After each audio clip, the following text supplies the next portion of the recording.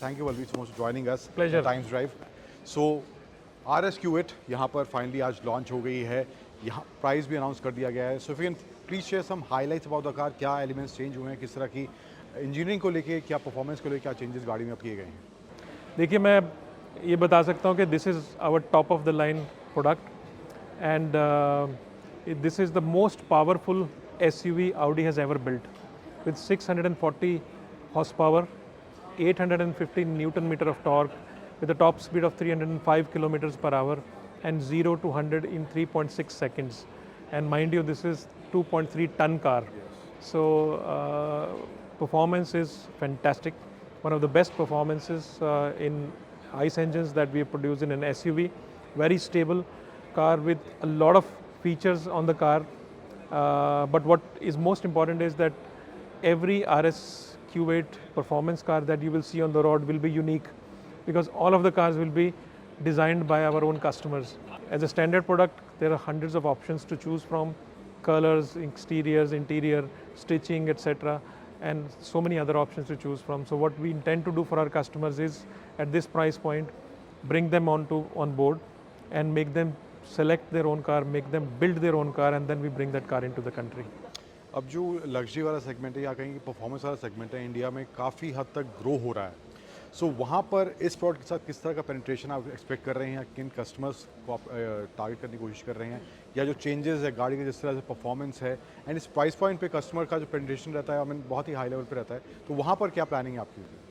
देखिए, ओवरऑल अगर मैं लग्जरी सेगमेंट को देखूं तो लास्ट ईयर 2024 में वी हैव सोल्ड 51,000 कार्स.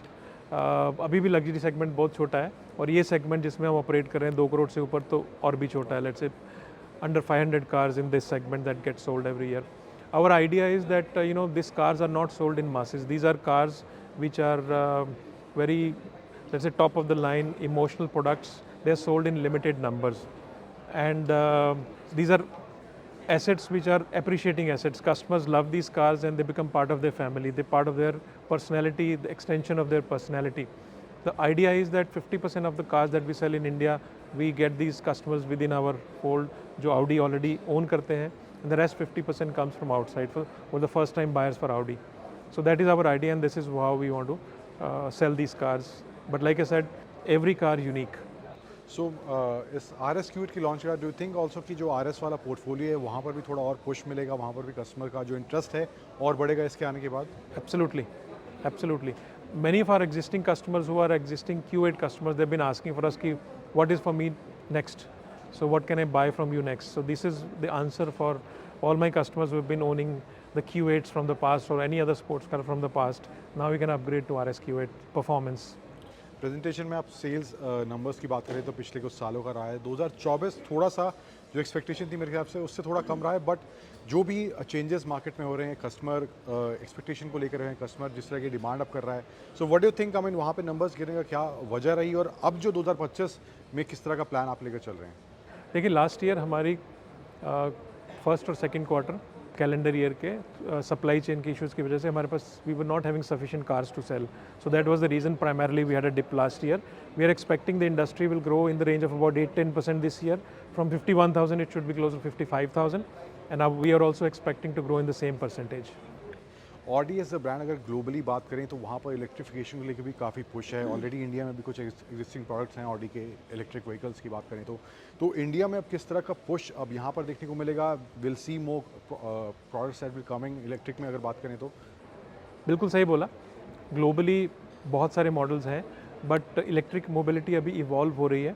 अभी हमारे पास इंडिया में जो प्रोडक्ट है mostly Q8 e-tron and above, which is 1.2 crores and above the products, but we are also working with headquarters to get more products at a different price point so that we can widen the base and sell more cars there. I think in general, if you look at electrification, we are again running a marathon, not a sprint. So we have to continue to focus in next 3 to 5 years to reach a certain level of penetration. And I'm very hopeful that and looking very positive that whatever experience we had with our customers, the ecosystem that we are trying to develop, and also to support charging infrastructure, whatever we can from our side we can do, or other topics that we have charge my Audi application for customers. So बहुत कुछ कर रहे हैं. हमने 3 सालों में बहुत कुछ सीखा है.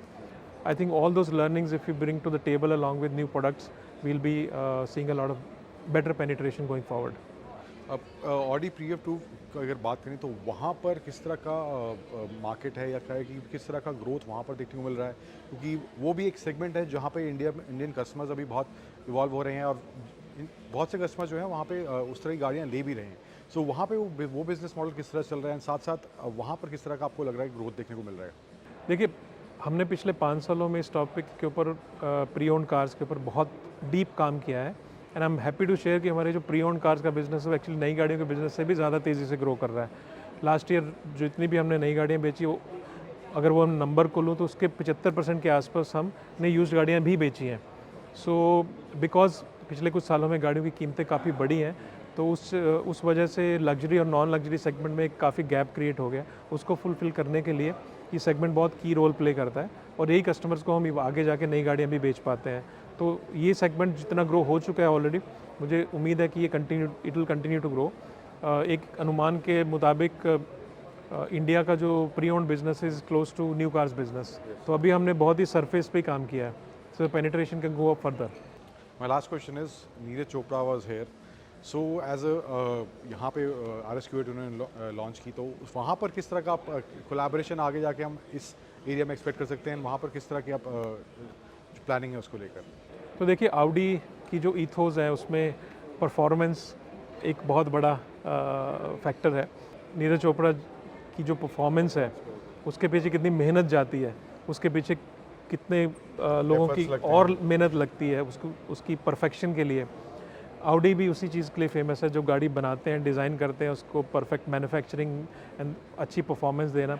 I think it's a very good alignment between both us and Neeraj, and I'm very hopeful that our brand association will go a long way to build a very credible association, and he's a friend of Audi, and I hope that he will remain friend of Audi for life. Fan of RS-Q8 actually. Absolutely. Thank you so much for your talk. Pleasure. Thank you.